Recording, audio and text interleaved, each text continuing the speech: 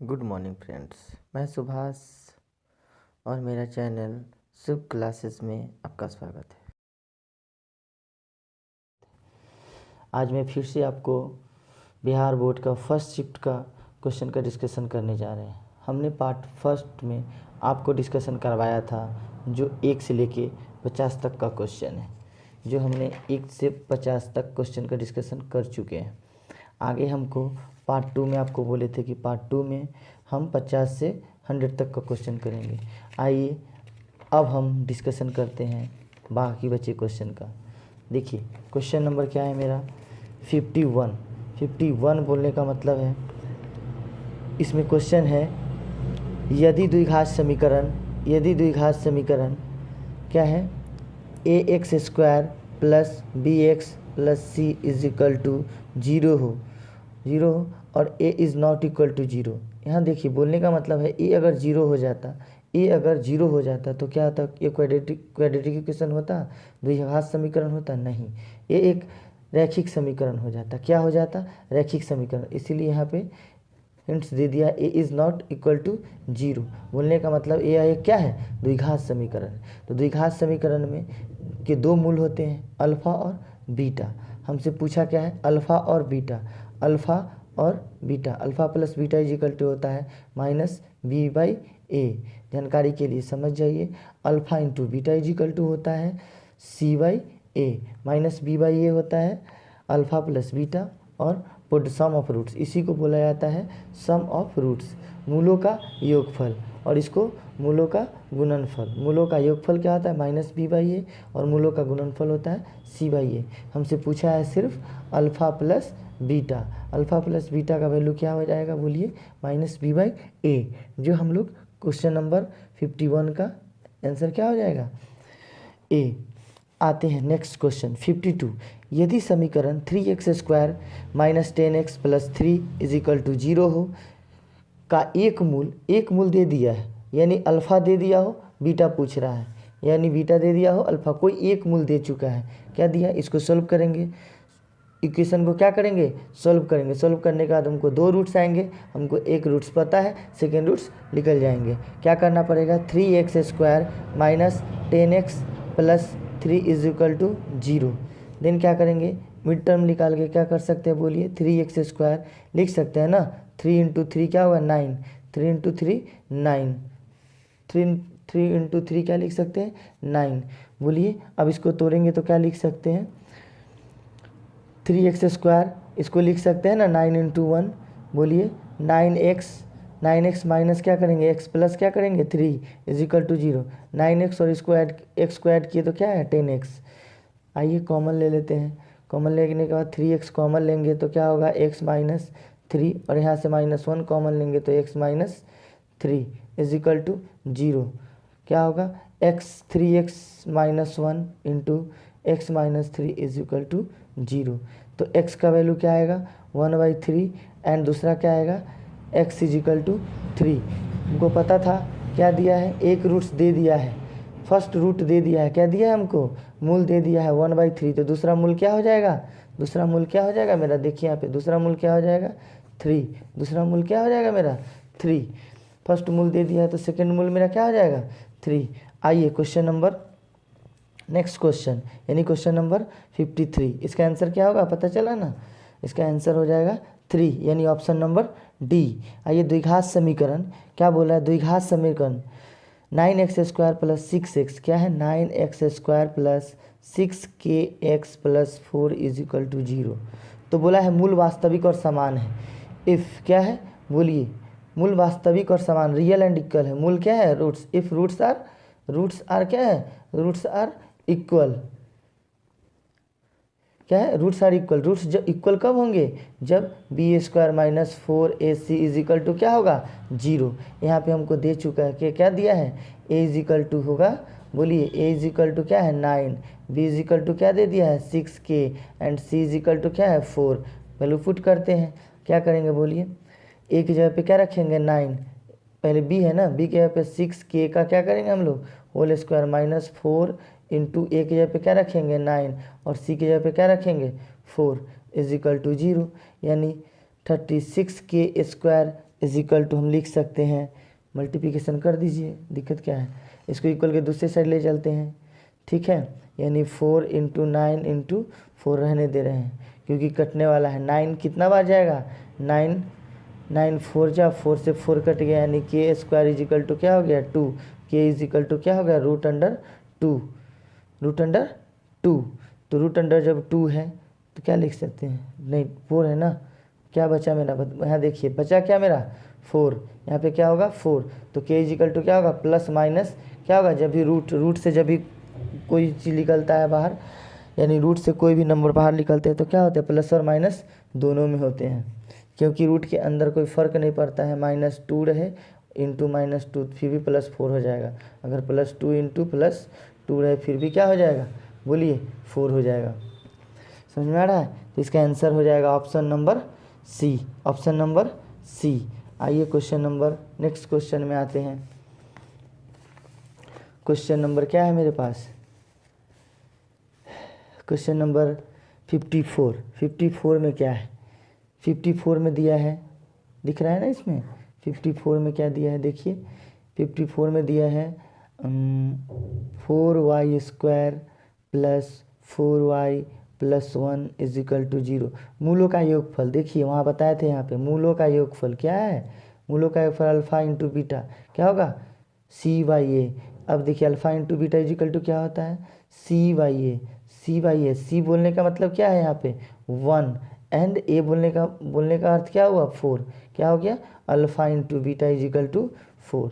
एक बार यहाँ सम of product दे दिया, सम ऑफ प्रोडक्ट्स -b/a और सम ऑफ रूट दिया था -b/a और प्रोडक्ट्स ऑफ रूट दिया था c/a। आपको पहले ही बता चुके हैं, फिर से बताने की ज़रूरी नहीं है, फिर से मैंने फॉर्मूला एक बार लिख चुका है, फिर से यहाँ लिख दिए हैं, ठीक है, समझ में आ रहा होगा। इसका ऑप्शन नंबर क्या हो जाएगा ए, 54 का ए।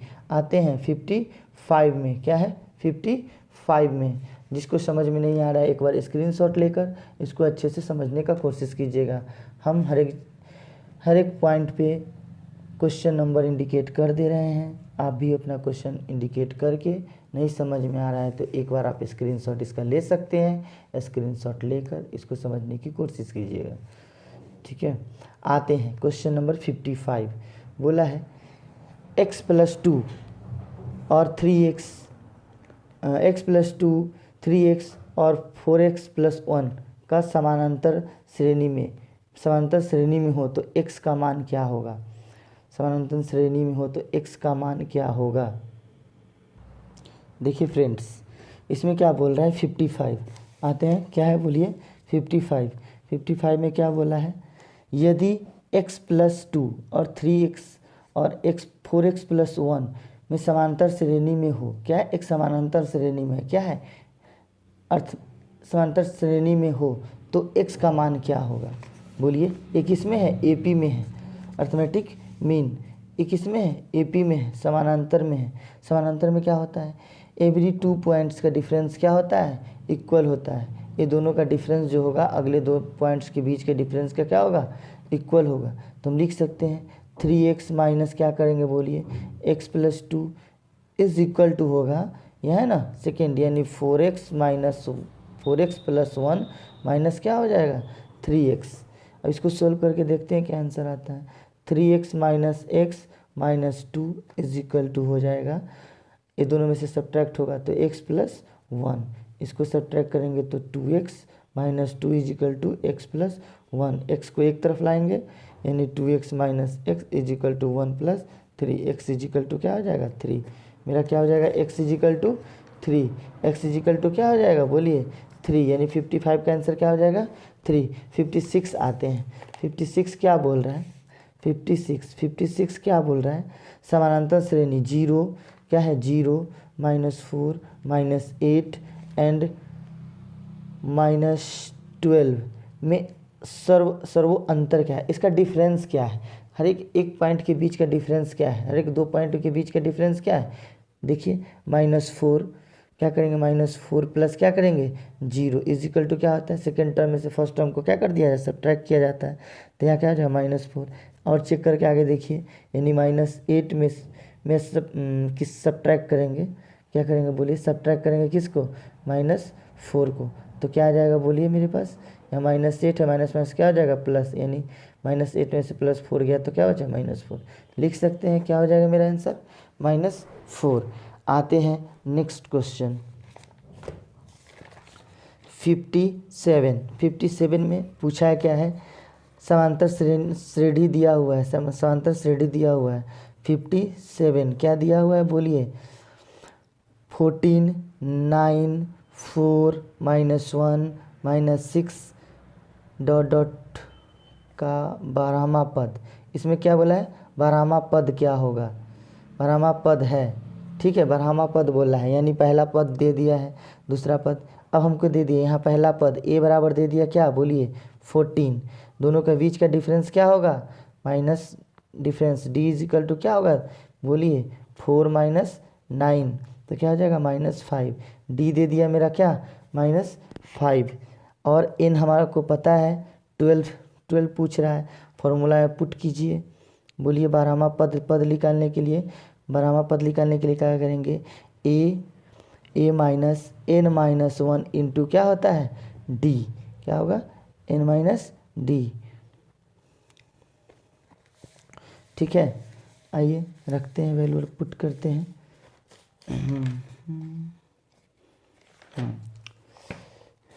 a प्लस फार्मूला होता है, क्या करेंगे a की जगह पे बोलिए 14 रख दिए, प्लस n बोले तो क्या 12 -1 इंटू डी बोले तो -5, माइनस पहले लिख दिए थे क्योंकि यहाँ पे -5 था, फार्मूला में डायरेक्ट पुट कर रहे थे।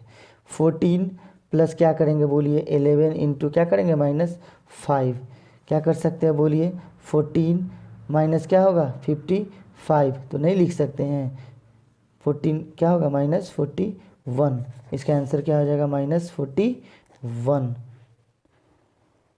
डायरेक्ट भी अगर कर सकते थे, क्योंकि अगर नेगेटिव टर्म में जा रहा था मेरा, इसमें ऑल पॉजिटिव्स है तो हम लिख सकते हैं नेगेटिव सिर्फ एक दिख रहा है, ट्रिक से भी मार सकते थे, डायरेक्ट ट्रिक से भी -41 मार सकते थे, क्योंकि मेरा टर्म माइनस में जा रहा है, तो 12वां पद क्या किस में जाता, माइनस में जाता, तो हम लोग डायरेक्ट भी कर सकते थे।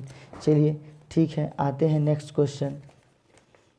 नेक्स्ट क्वेश्चन क्या है, यदि किसी समांतर श्रेणी का प्रथम पद दे दिया है और सर्व अंतर डिफरेंस दे दिया है, कितना दिया है -4 हो, तो प्रथम 10 पदों का योगफल पूछ रहा है, प्रथम 10 पदों का योगफल।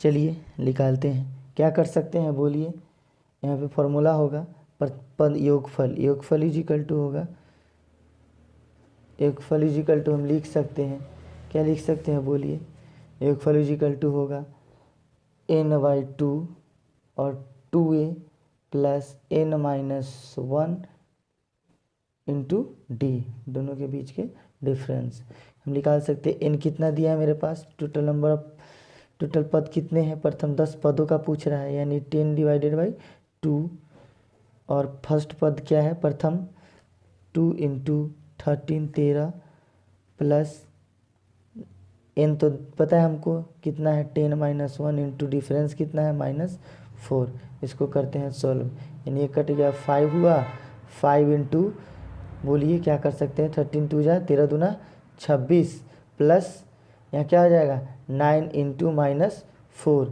इसको लिख सकते हैं 5 इंटू क्या लिख सकते हैं बोलिए 26 प्लस माइनस हो जाएगा 36, ठीक है, यानी 5 इंटू -10 यानी -55, क्या होगा -55, इसका आंसर क्या आ जाएगा बी। ठीक है, थोड़ा सा अपने स्पीड को मेंटेन करें। 59 में पूछ रहा है, देखिए इसका तो आसान सा है, इसको तुम डायरेक्ट कर सकते हैं, क्या कर सकते हैं बोलिए, इसमें क्या हो जाएगा, यहाँ पे देखिए होता क्या है पता है ना हमको, दोनों की बीच की दूरी निकालने के लिए क्या करते हैं बोलिए, रूट अंडर होता है ना, स्क्वायर रूट कर सकते हैं ना, x2 माइनस x1 का होल स्क्वायर प्लस बोलिए y2 माइनस y1 का होल स्क्वायर। अब यहाँ देखिए एक की जगह पे मेरा क्या है 4 में अगर 0 को क्या करेंगे सब्ट्रैक्ट करेंगे, स्क्वायर करेंगे, प्लस ये तो 5 है ना, दोनों के बीच की दूरी क्या है 5, इसका स्क्वायर होता है, स्क्वायर के बराबर होगा, तो क्या हो जाएगा, और y की जगह पे मेरे पास क्या है बोलिए, y की जगह पे क्या है, y2 की जगह पे क्या है 2, माइनस क्या कर सकते हैं बोलिए, -1, यानी क्या कर सकते हैं बोलिए 16 प्लस इसको तो ऐड करेंगे, यानी क्या हो जाएगा 3 का स्क्वायर क्या हो जाएगा 9, यानी क्या हो जाएगा 25, ये भी क्या हो जाएगा 25 इक्वल, तो लिख सकते हैं इसका आंसर डायरेक्ट हम बी। आते हैं क्वेश्चन नंबर 60 पे, क्वेश्चन नंबर किस पे 60 पे, देखिए यहाँ पे क्वेश्चन नंबर 60, इसका 59 का क्या हो गया बी। क्वेश्चन नंबर 60 में देखिए ए बी, यदि r 5 और 6 हो, r क्या है 5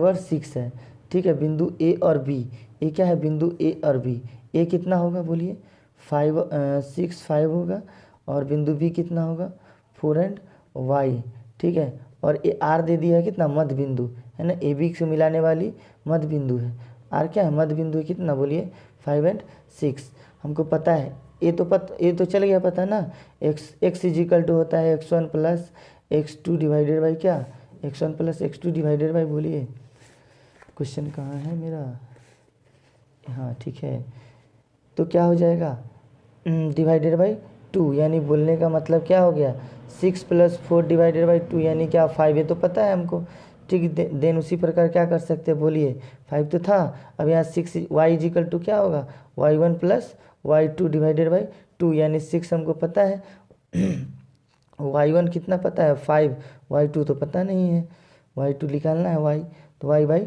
2, यानी क्या करेंगे 12 इजिकल टू 5 + y, यानी y इजिकल टू क्या लिख सकते हैं 7, क्या हो जाएगा इसका आंसर बोलिए 7। आते हैं नेक्स्ट क्वेश्चन बोल रहा है 61 में देखिए समीकरण बोल रहा है, क्या है बोलिए समीकरण 7x² - 12x + 18 = 0 है, तो मूलों का योगफल और गुणनफल में अंतर, मूलों का गुणनफल क्या होगा, पहले a इजिकल टू लिख लेते हैं 7, b equal to -12 and c equal to क्या लिखेंगे बोलिए 18।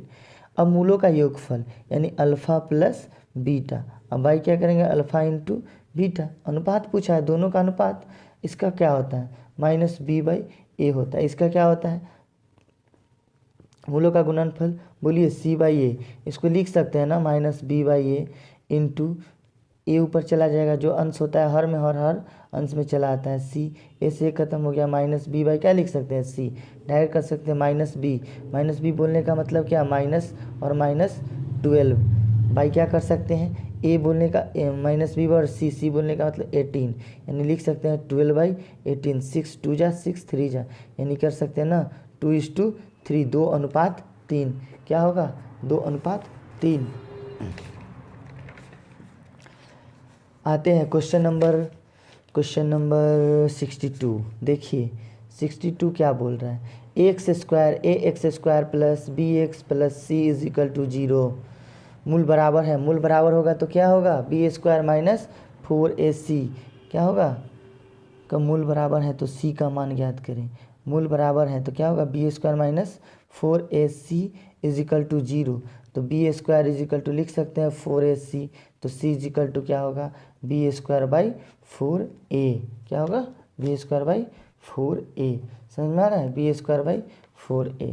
आते हैं 63, ये तो आसान है, y = 10, आरेख कैसी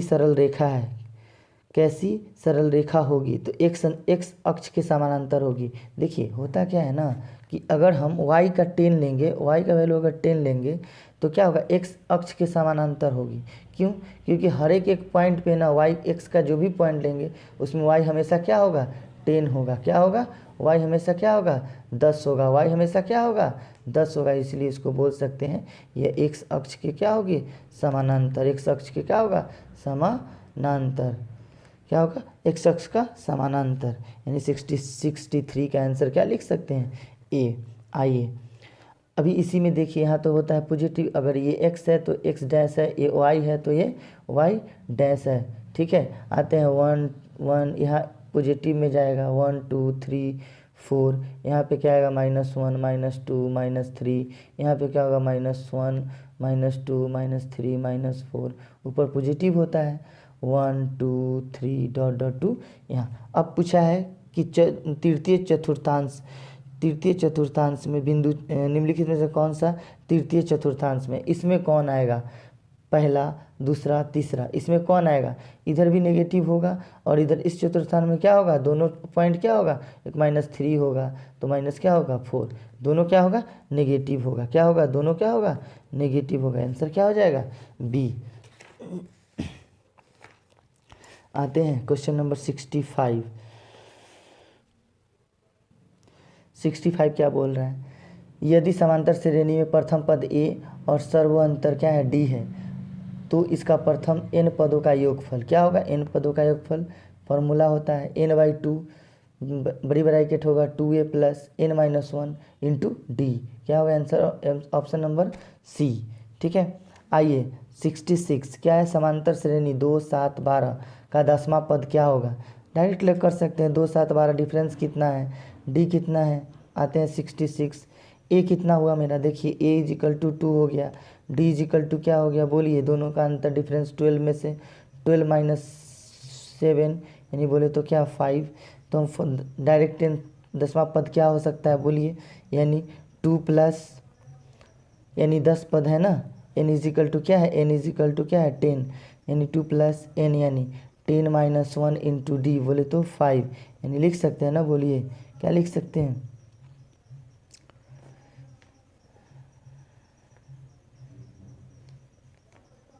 2 प्लस यहाँ होगा ना 9 इंटू 5 यानी 2 plus 45 equal to 47, direct answer क्या होगा 47। आइए 67 देखते हैं, क्वेश्चन नंबर 67। थोड़ा सा क्वेश्चन को देखने के लिए देखिए, ठीक से ध्यान से देखिए। इसमें बोल रहा है 67 में है ए इजिकल टू दे दिया है मेरे पास क्या 14, दोनों के बीच का डिफरेंस डी इजिकल टू क्या है बोलिए 9 माइनस 14 यानी क्या होगा -5। ठीक है, और n पद होगा, n अब n टर्म्स पूछ रहा है तो हमको पता है क्या होगा बोलिए a प्लस क्या कर सकते हैं बोलिए, हमको तो दे दिया है ना a प्लस क्या कर सकते हैं, यानी a की जगह पे क्या लिख सकते हैं बोलिए 14 प्लस n-1 इंटू डिफरेंस कितना दिया है -5। इसको सॉल्व करते हैं बोलिए 14 प्लस ये क्या हो जाएगा 5n माइनस क्या हो जाएगा माइनस माइनस पे प्लस प्लस क्या हो जाएगा 5। ठीक है, तो हम क्या कर सकते हैं, देखिए यहाँ पे माइनस माइनस माइनस होगा ना -5n, मल्टीप्लिकेशन हो रहा है ना -5 से, क्या कर सकते हैं बोलिए दोनों ऐड होगा 19 माइनस क्या हो जाएगा 5n। ऑप्शन नंबर क्या हो जाएगा बी, ऑप्शन नंबर बी। आते हैं नेक्स्ट क्वेश्चन आते हैं नेक्स्ट क्वेश्चन क्या है मेरे पास, नेक्स्ट क्वेश्चन देखिए 58। चलिए 58 में भी वही बोल रहे हैं। 58 क्या है, कुछ नहीं करना है, सिर्फ इसको भी a इजिकल टू 2 दे दिया है, d इजिकल टू क्या दिया है बोलिए, d इजिकल टू होगा ना 5 एंड n इजिकल टू पता है हमको, n इजिकल टू क्या है 10। सम पूछ रहा है 10 पदों का क्या है योगफल, यानी बोलिए n/2 2a plus n-1 into d. Then इसको सॉल्व करेंगे क्या होगा बोलिए, n यानी 10 डिवाइडेड बाई 2 यानी 2 इंटू 2 प्लस n 10-1 इंटू क्या है 5। देन इसको सॉल्व करते हैं तो क्या जाएगा बोलिए 5 इंटू क्या हो जाएगा 4 प्लस बोलिए 4 प्लस 5 ना 4 प्लस 9 5। ठीक है, यानी बोलिए 5 इंटू क्या हो जाएगा 4 प्लस 40 9 × 5 = 45 यानी लिख सकते हैं ना हम इसको 49। 5 इंटू 49 मल्टीप्लिकेशन कीजिए 9 × 5 = 45, 5 5 चौक 20 और 4 24 यानी 245। इसका आंसर क्या हो जाएगा ए। आइए फार्मूला बेस्ड क्वेश्चन आ गए हैं। फार्मूला ही याद करना, टोटल फार्मूला बेस्ड। जो बच्चा क्वाड्रेटिक क्वेश्चन पढ़ के गए होंगे, द्विघात समीकरण जो पढ़ लिए 100% क्वेश्चन मार के आएंगे।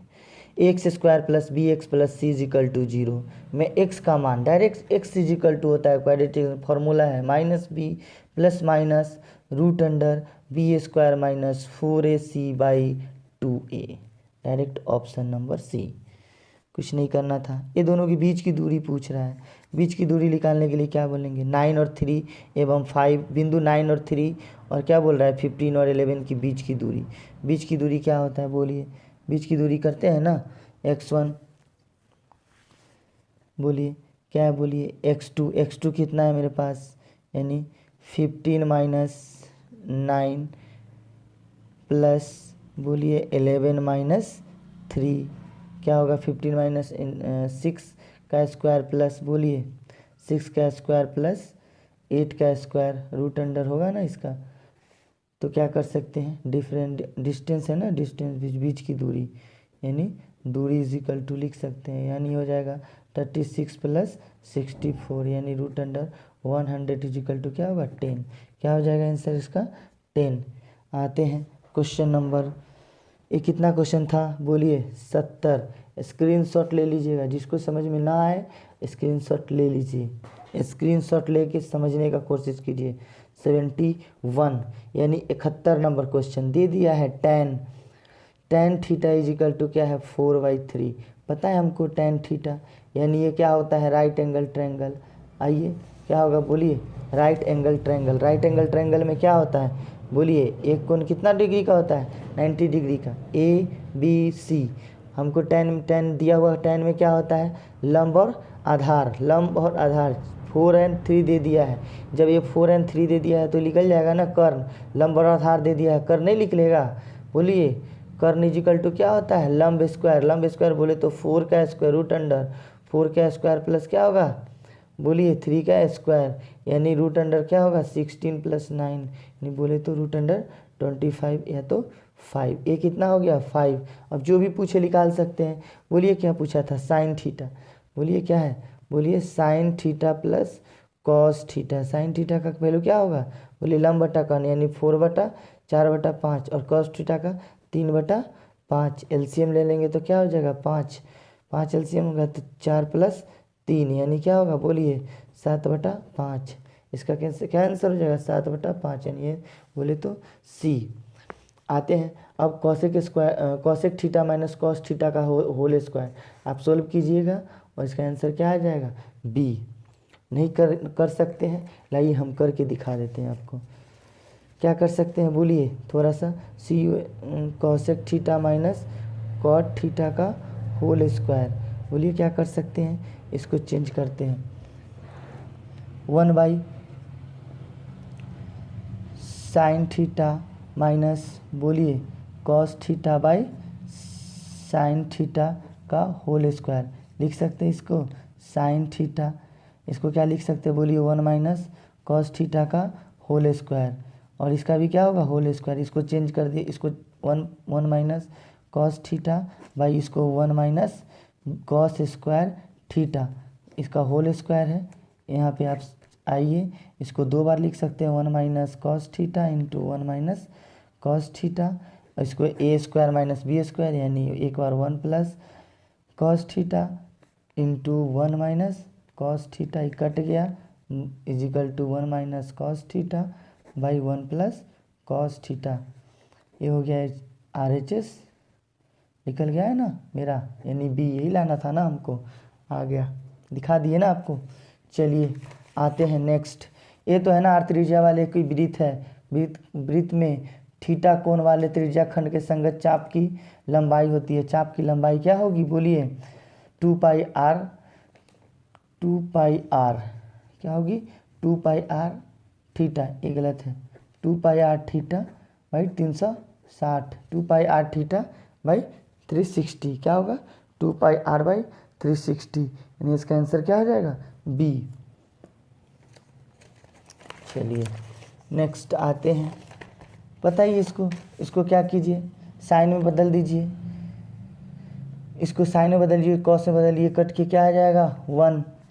ठीक है। आइए एक पहिए का व्यास, एक पहिया है, पहिया यानी 75, एक पहिया होगा, कैसा होगा बोलिए, एक पहिया होगा, उसकी व्यास दे दिया है, कितना दे दिया है 40, और दूरी कितना तय करने में 176, यानी हमको r निकालना है 2 पाई r इजिकल टू क्या है 176। पहले 2 पाई r निकाल लेते हैं, कितना होगा 2 इंटू 22 बाई क्या होगा 7 इंटू क्या r की जगह पे 40 बाई बोलिए 2 कट गया, यानी 22 इंटू 40 डिवाइडेड बाई 7, यानी इसको डिवाइड करना है किससे, यानी 176 डिवाइड बाई 22 इंटू 40 ऊपर 7।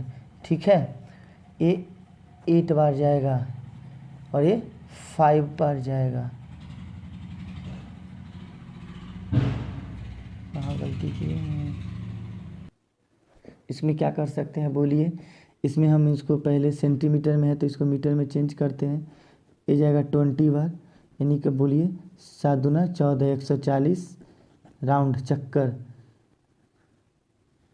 140 चक्कर लगाने पड़ेंगे डिस्टेंस कवर करने के लिए। आइए 76 में बोल रहा है, यदि किसी शंकु की ऊंचाई और आधार की त्रिज्या r है, शंकु की ऊंचाई दे दिया हाइट, ऊंचाई दे दिया h और त्रिज्या, तो इसका आयतन होता है पाई, बोलिए पाई r स्क्वायर h होता है ना, 1/3 पाई r स्क्वायर h शंकु की, बोलिए ऑप्शन नंबर बी पाई r स्क्वायर h 1/3, क्योंकि ये बेलन का क्या होता है, बेलन का 1/3 भाग होता है, क्योंकि एक बेलन में कितने बन सकते हैं शंकु, एक बेलन में 3 शंकु 1, 2 एंड 3, इसीलिए 1/3 पाई r स्क्वायर h किसका, शंकु का आयतन, यानी 76 समझ में आ गया होगा।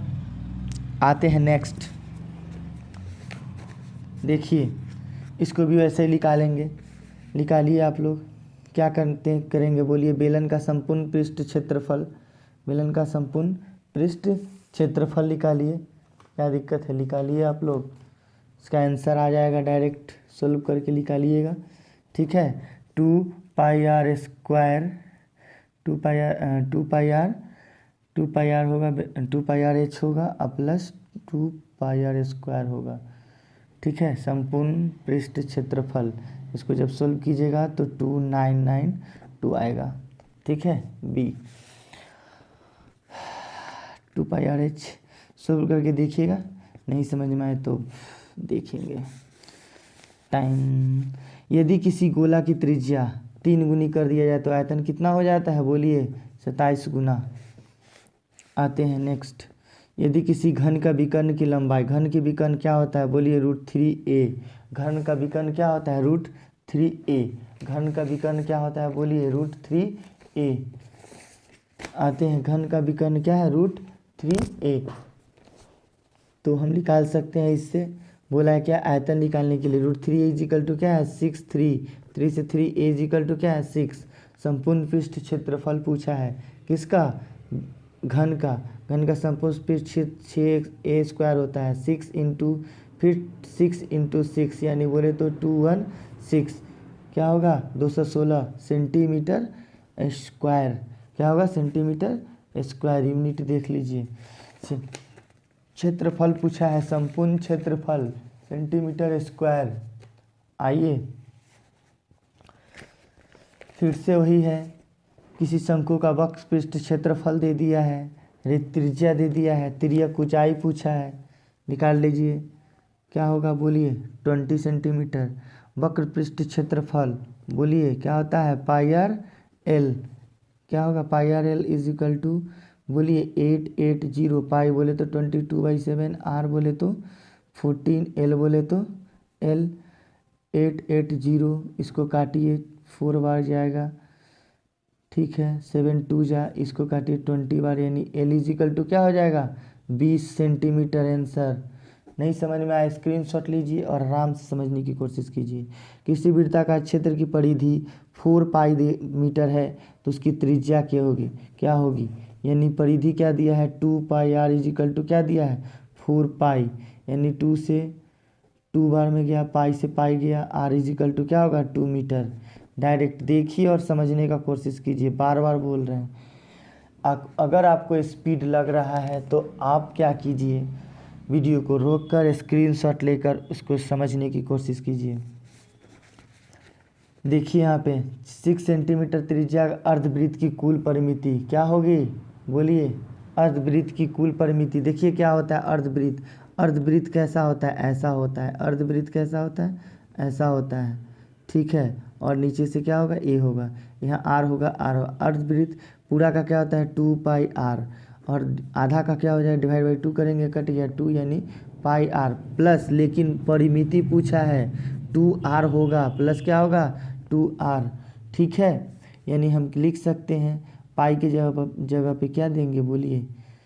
पाई की जगह पे हम लिख सकते हैं ना पाई, और आर की जगह पे क्या है मेरा 6, और प्लस 6 इंटू 6, 2 इंटू 6, इसमें से 6 कॉमन लेंगे, पाई प्लस 2 इंटू 6 सेंटीमीटर। आइए ऑप्शन नंबर बी। ओके, आते हैं 83। 21 सेंटीमीटर त्रिज्या वाले उस वृत्त की चाप की लंबाई क्या होगी जो वृत्त के केंद्र पर 60 डिग्री का आंतरिक कोण बनाता है। 21 सेंटीमीटर निकाल लीजिए। आपको चाप की लंबाई भी बता चुके हैं हम लोग। दो घनों का आयतनों का अनुपात इतना है तो उसके पृष्ठ क्षेत्रफलों का अनुपात क्या होता है, स्क्वायर के बराबर होता है। एक क्यूब के है, एक क्यूब में है, और स्क्वायर में होता है पृष्ठ क्षेत्रफल, यानी स्क्वायर में होगा। यानी क्या करेंगे, इसका पहले क्यूब ए निकालेंगे, फिर ए स्क्वायर कर देंगे, 1:9।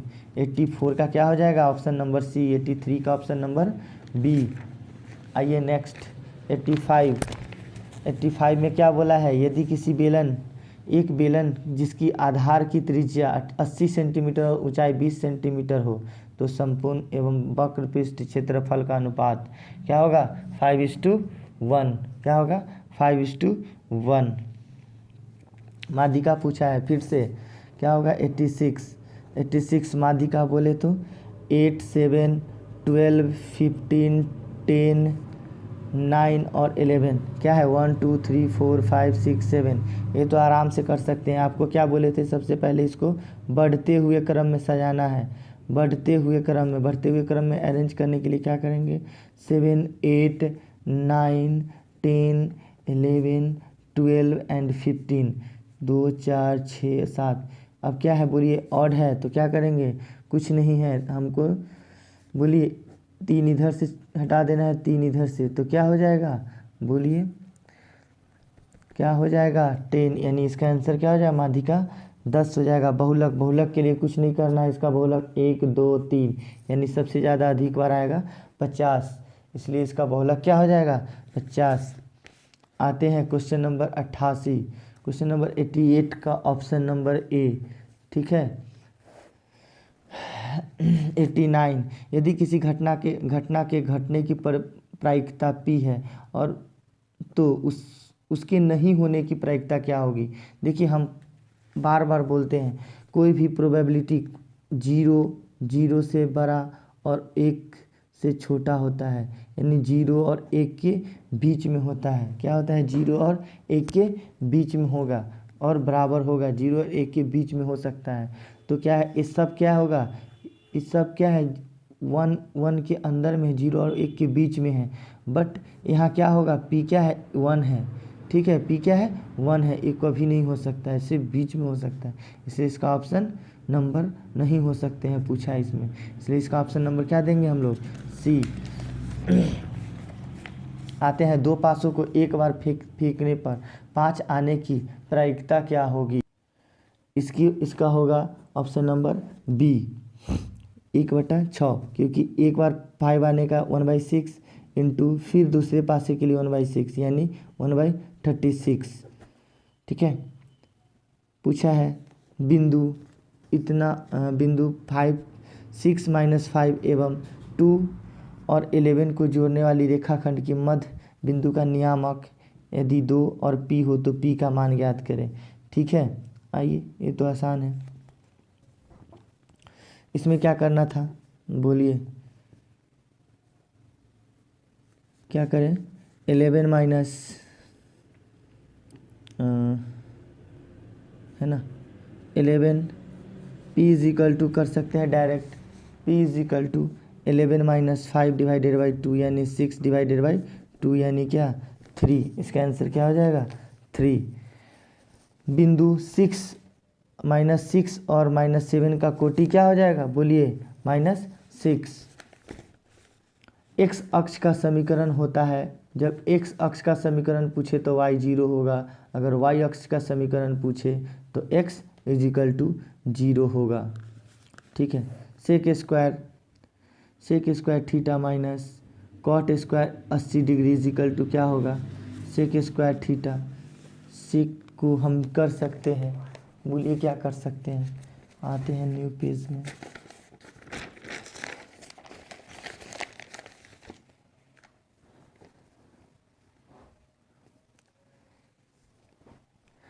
क्या है sec square 10 degree minus cot square 80 degree.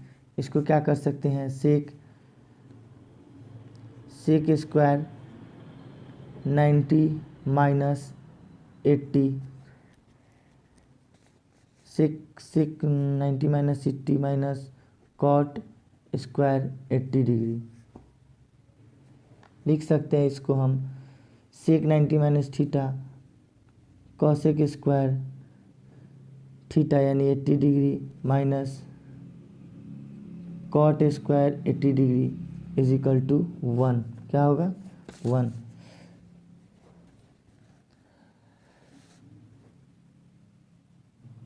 आइए नेक्स्ट क्वेश्चन है, यदि किसी वृत्त की त्रिज्या 7 सेंटीमीटर हो 96। यदि किसी वृत्त की त्रिज्या 7 सेंटीमीटर हो, यदि किसी वृत्त की त्रिज्या 7 सेंटीमीटर हो बोलिए तो उसकी अर्धवृत्त की परिमिति, अर्धवृत्त की परिमिति क्या होता है बोलिए परिमिति। अर्धवृत्त की परिमिति क्या होगा पाई आर प्लस 2r। पाई बोले तो 22/7 इंटू आर की जगह पे क्या होगा 7 प्लस 7 दूना 14, 7 से 7 खत्म यानी 22 प्लस 14 बराबर क्या हो जाएगा बोलिए 14 बराबर क्या होगा बोलिए 36। इसका आंसर क्या हो जाएगा बोलिए ए। इसका आंसर क्या हो जाएगा ए। आते हैं, यदि किसी वृत्त के बाह्य बिंदु से किसी वृत्त पर कितनी स्पर्श रेखाएं खींची जा सकती है 2। ठीक है। 1 प्लस कॉट स्क्वायर थीटा, अभी तुरंत फॉर्मूला यहीं पे है अभी 1 plus cot square theta is equal to जब 1 होगा तो इसका डायरेक्ट होगा कॉसेक स्क्वायर थीटा। ठीक है। आते हैं tan, देखिए इसका तो डायरेक्ट देखकर ही आंसर लग रहा है। tan और इसको कॉट में इसको चेंज करेंगे तो इसका आंसर क्या आ जाएगा 1। देख लीजिए 99 का कर ही दे रहे हैं। क्या हो जाएगा tan 10 degree into tan 15 degree into इसको लिख सकते हैं tan 90 माइनस थीटा tan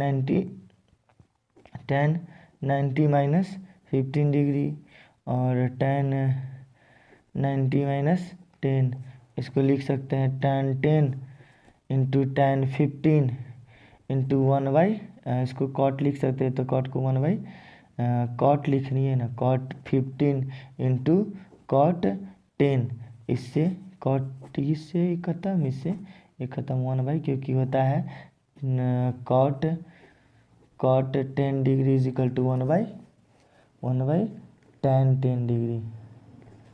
ठीक है, समझ में आया। लास्ट क्वेश्चन क्या है बोलिए, यदि 100 यदि tan theta is equal to √3 then पूछ रहा है sec theta tan theta is equal to, direct हम कर सकते हैं ना theta is equal to 60 degree, यानी इधर ऐसे भी निकाल सकते हैं हम लोग। यहाँ पे क्या है बोलिए tan में क्या था लंब बटा आधार, लंब कितना है √3, आधार कितना है 1, तो ये क्या हो जाएगा √3 इसका स्क्वायर इसका 2 हो जाएगा। तो sec theta is equal to क्या होता है sec theta is equal to होता है 1/cos थीटा, cos थीटा का अपोजिट, यानी cos थीटा का अपोजिट क्या होगा ये हो जाता है ना, इस इक्वल टू क्या लिख सकते हैं बोलिए 1/cos cos theta, 1/cos theta को 1/cos थीटा को लिख सकते हैं 1 क्या होता है b/h, तो इसको h/ बोलिए b, h/b बोलने का मतलब 2/1 यानी क्या 2, इसका आंसर क्या आ जाएगा 2। एंड समझ में आया।